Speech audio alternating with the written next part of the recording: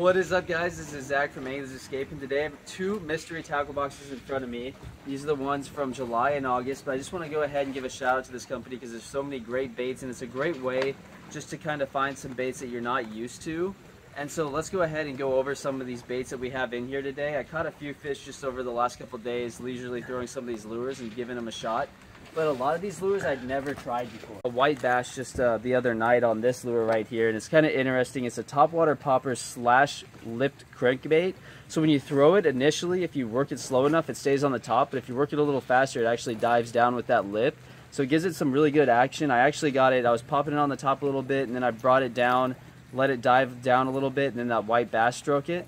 Alright, using the mystery tackle box for the last month, we got a nice white bass on this interesting lure. It's kind of a mix between a topwater popper and a crankbait.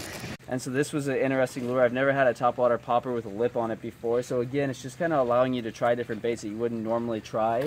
I also caught a fish on this guy, the little Reaction Strike Ranger. Alright, got a nice sunfish on one of the mystery tackle box lures for this month.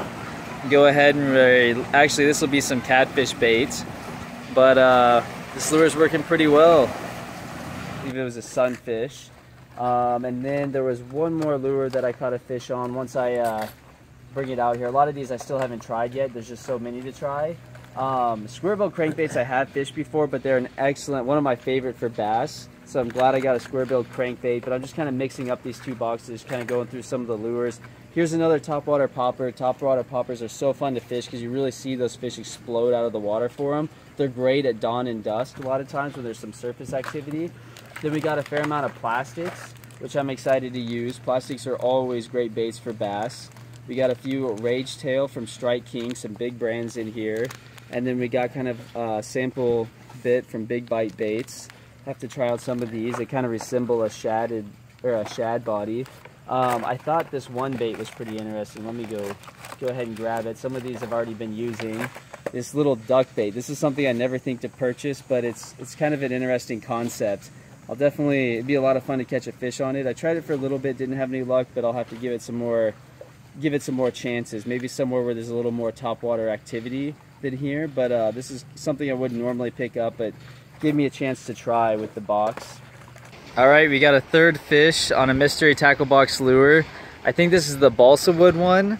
It's kind of got an interesting bill on it, kind of a squared shaped bill, but pretty nice sized green sunfish. So now we've caught 3 different fish on 3 different lures from the mystery tackle box. But the nice thing about the mystery tackle box is it really makes you try out new lures. Ring loader swing jig, so a nice little jig right here, and then we could put one of the plastics on this, such as maybe like a Rage Tail or something, or a swim bait.